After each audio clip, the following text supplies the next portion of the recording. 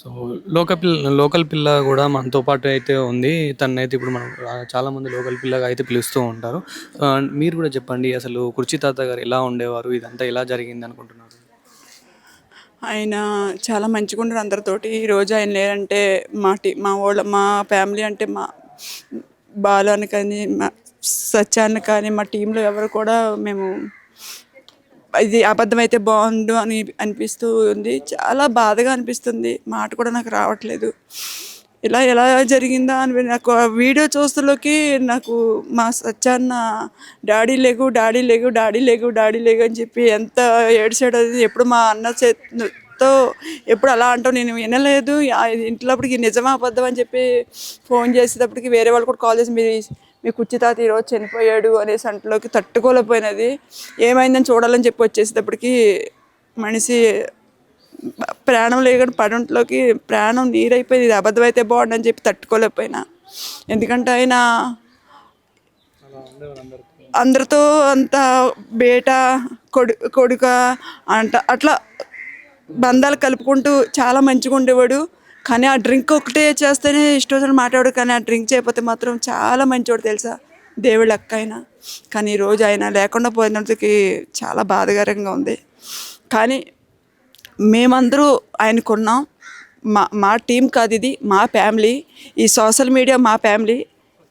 మా బసిరి మాస్టర్ సత్య అన్న, బాలు అన్న, మీ ఏళ్ళు మాకు ఎడ్లు, అందులో ఆయన కూడా. కానీ ఈరోజు ఆయన లేడు. అది మాత్రం మేము జీర్ణించుకోలేకపోతున్నాం. ఆయనకి మేమందరం ఉన్నాం. ఆయన అనాథ కాదు, ఏమీ కాదు, మేము ఉన్నాం. ఈ బసిస్ మాస్టర్తో కూడా మాట్లాడించే ప్రయత్నం అయితే చేద్దాము. ఎందుకంటే వీళ్ళందరికీ ఒక టీం లీడర్ లాగా ఉండి, వాళ్ళందరినీ ఒక దగ్గర చేర్చి, వాళ్ళందరికీ అండగా ఉండి, వాళ్ళని చూసుకునేలాగా కూడా బసిర్ మాస్టర్ ఎప్పటికీ అందులో మెయిన్ లీడ్గా అయితే కనిపిస్తూ ఉంటారు. ఒకసారి తనతో కూడా మాట్లాడించే ప్రయత్నం అయితే చేద్దాము. బసిర్ మాస్టర్ ఇప్పుడు కుర్చీ తాతనే కాదు, ఈ యొక్క టీంకి మీరు ఒక టీం లీడ్గా కనిపిస్తూ ఉంటారు. అసలు ఎలా జరిగింది?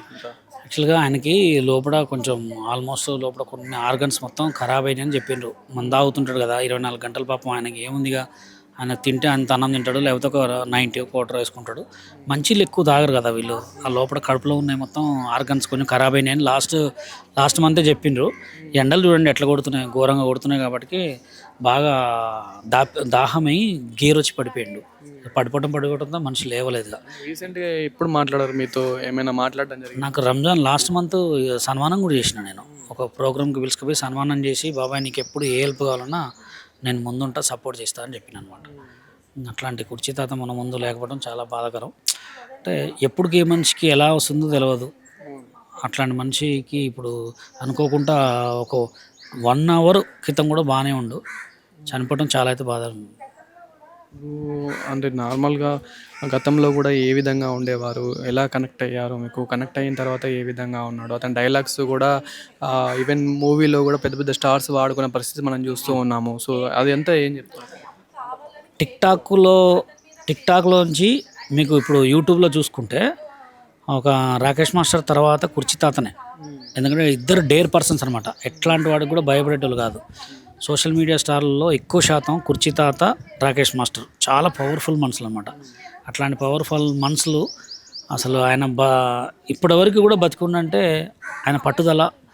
చాలామంది డబ్బులు లేక రోడ్ల మీద తిరిగి బాగా తాగి పడిపోయాడు. ఆయన తాగినా కొంచెం తాగినా కానీ లిమిట్గా ఉండేటోడు.